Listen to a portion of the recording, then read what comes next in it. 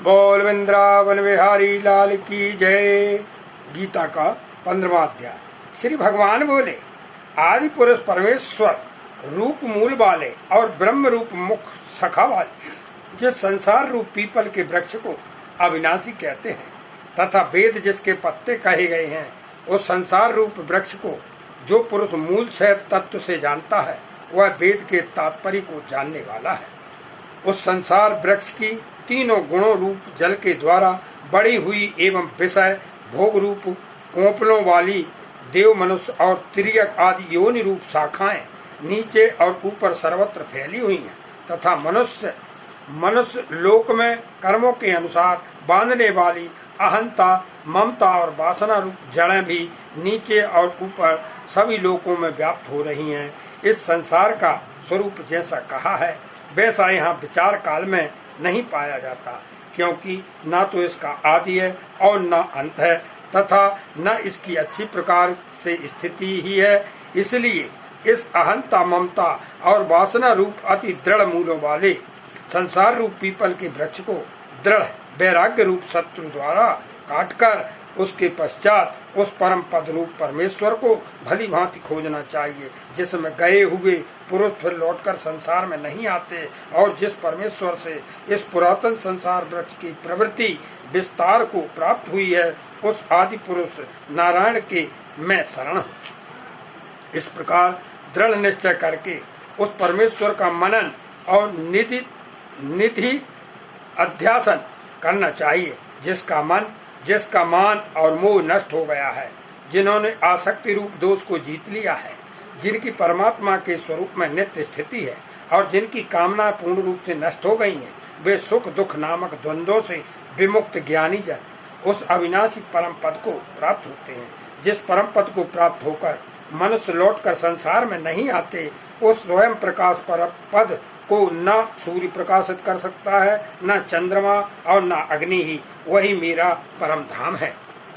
इस देह में यह सनातन जीवात्मा मेरा ही अंश है और वही इन प्रकृति में स्थित मन और पांचों इंद्रियों को आकर्षण करता है। वायु गंध के स्थान से गंध को जैसे ग्रहण करके ले जाता है, वैसे ही देहादि का स्वामी जीवात्मा भी जिस शरीर का त्याग करता है, इससे इन मन सहित इंद्रियों का ग्रहण करके फिर जिस शरीर को प्राप्त होता है उसमें आता है। वह जीवात्मा स्रोत चक्षु और त्वचा को तथा रसना घ्राण और मन को आश्रय करके अर्थात इन सब के सहारे से ही विषयों का सेवन करता है। शरीर को छोड़कर जाते हुए को अथवा शरीर में स्थित हुए को अथवा विषयों को भोगते हुए को, इस प्रकार तीनों गुणों से युक्त हुए को भी अज्ञानी जन नहीं जानते। केवल ज्ञान रूप नेत्रों वाले विवेकशील ज्ञानी ही तत्व से जानते हैं। यत्न करने वाले योगी जन भी अपने हृदय में स्थित इस आत्मा को तत्व से जानते हैं, किंतु जिन्होंने अपने अंतःकरण को शुद्ध नहीं किया है, ऐसे अज्ञानी जन तो यत्न करते रहने पर भी इस आत्मा को नहीं जानते। सूर्य में स्थित जो तेज संपूर्ण जगत को प्रकाशित करता है तथा जो तेज चंद्रमा में है और जो अग्नि में है, उसका तू मेरा ही तेज जान।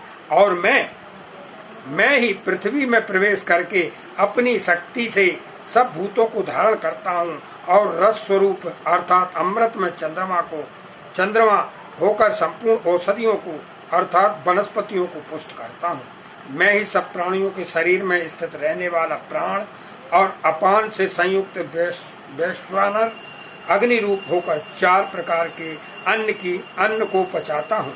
मैं ही सब प्राणियों के हृदय में अंतर्यामी रूप से स्थित हूँ तथा मुझसे ही स्मृति ज्ञान और अपोहन होता है और सब वेदों द्वारा मैं ही जानने योग्य हूँ तथा वेदांत का कर्ता और वेदों को जानने वाला भी मैं ही हूँ। इस संसार में नाशवान और अविनाशी भी ये दो प्रकार के पुरुष हैं। इनमें संपूर्ण भूत प्राणियों के शरीर तो नाशवान और जीवात्मा अविनाशी कहा जाता है। इन दोषों से उत्तम पुरुष तो अन्य ही है, जो तीनों लोकों में प्रवेश करके सबका धारण पोषण करता है एवं अविनाशी परमेश्वर और परमात्मा इस प्रकार कहा गया है। क्योंकि मैं नाशवान जड़ वर्ग क्षेत्र से तो सर्वथा अतीत हूँ और अविनाशी जीवात्मा से भी उत्तम हूँ, इसलिए लोक में और वेद में भी पुरुषोत्तम नाम से प्रसिद्ध हूँ। भारत, जो ज्ञानी पुरुष मुझको इस प्रकार तत्व से पुरुषोत्तम जानता है, वह सर्वज्ञ पुरुष सब प्रकार से निरंतर मुझ वासुदेव परमेश्वर को ही भजता है।